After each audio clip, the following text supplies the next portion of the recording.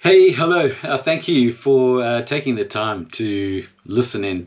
I have a few thoughts for you today on practical gratitude.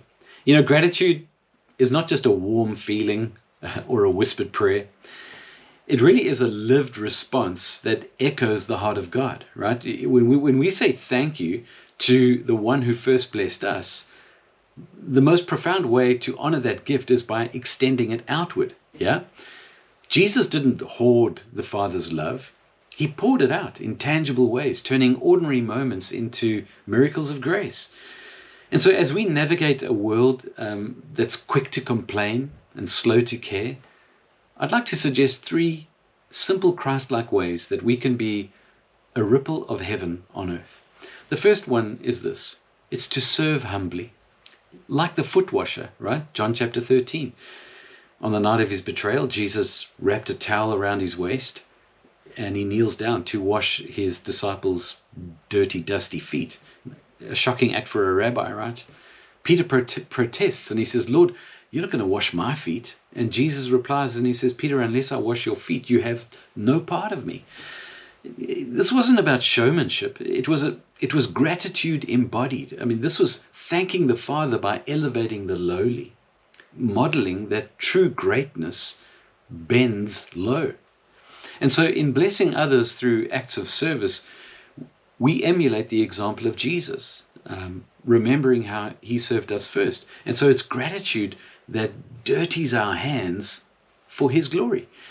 A practical way in which we could do this is just to kind of spot one need during your day and meet it.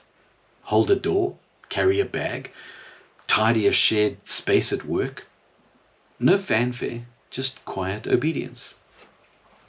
A second way we could do this is to speak life, like the healer of hearts. This is from Luke chapter 7, where Jesus approaches a widow's funeral procession in a town called Nain.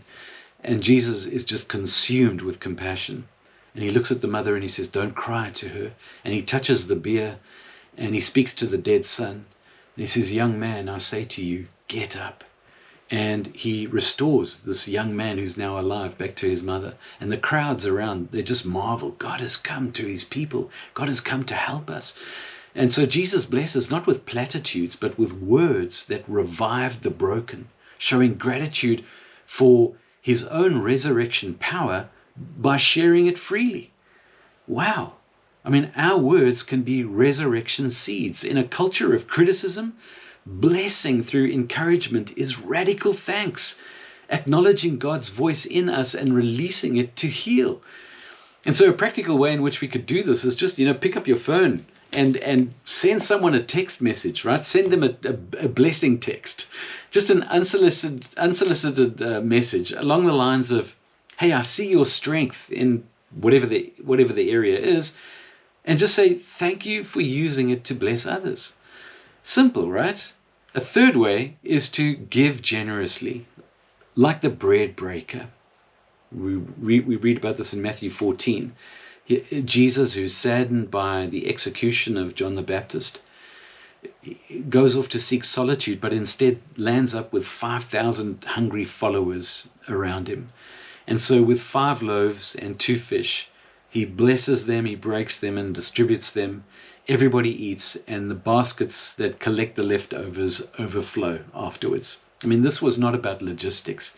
This was lavish thanks to the provider, multiplying what little he had to feed the multitude, prefigured the ultimate gift of his own body. You see, generosity whispers, "All I have is yours, Father. Take it and make it enough." In the shadow of scarcity, that mirrors Jesus' trust, turning our gratitude into abundance for others. A practical way in which we could do this is just to kind of audit our week, audit our month. Set aside an offering for the work of God amongst his people in thanks for his provision, and maybe create a blessing fund, just out of your budget, $20, $30, $50. And you use that blessing fund for spontaneous needs. You pray over it weekly. "Lord, direct this where it's going to multiply your love." So simple. You see, you're blessed to be a blessing. Jesus summed it up this way in John 13:35. By this everyone will know that you are my disciples, if you love one another. And so when we bless in his likeness, we're not earning favor. We are responding to it. We're responding to his favor with open hands. It's gratitude that costs something, and yet it fills us deeper than before. C.S. Lewis noted, humility is not thinking less of yourself, but thinking of yourself less. That's a perfect posture for practical acts of gratitude. Hope you think about that. May God bless you and keep you.